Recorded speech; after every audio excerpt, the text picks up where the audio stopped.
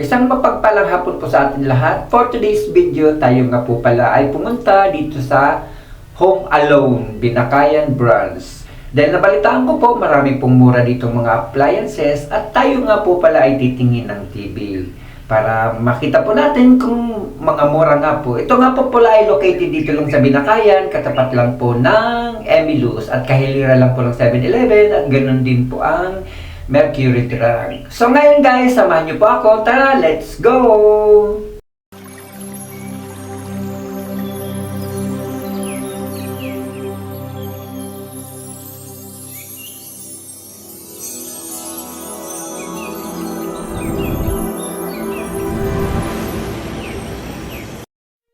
So ito nga mga kapatid, tulad po ng aking sinabi, located lang po ang Home Alone.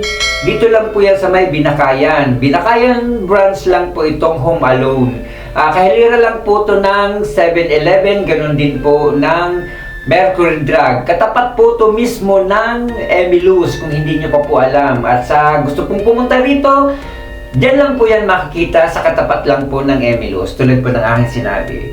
So ngayon guys, ito nga po, nandito kami sa Home Alone at tayo nga po pala ay titingin ng mga appliances, kung ano po ang mga appliances nandito at kung mga mura nga po talaga, tulad po ng mga sinasabi ng iba. So ayan guys, meron po silang mga TV na different sizes at ang gaganda po ng mga kulay. Meron din po silang, ayan po, gas stove or gas range yan. At meron din po silang mga ref. Meron din po silang mga speaker, at meron din po silang mga aircon, at meron din po silang mga meron din po silang sopa, meron din po silang durable box, at meron din po silang lagayan ng mga plato, at meron din po silang rinolyo kung hindi pa ako nagkakamali mga kapatid. At isa nga po pa pala, shout out kay Sir Lloyd na nakita ko po kanina sa kanyang name tag.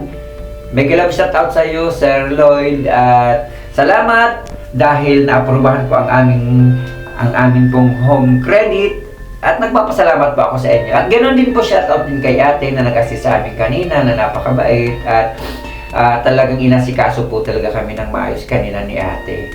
At sa lahat ng staff po ng Home Alone, mega love shout out din po sa inyong lahat.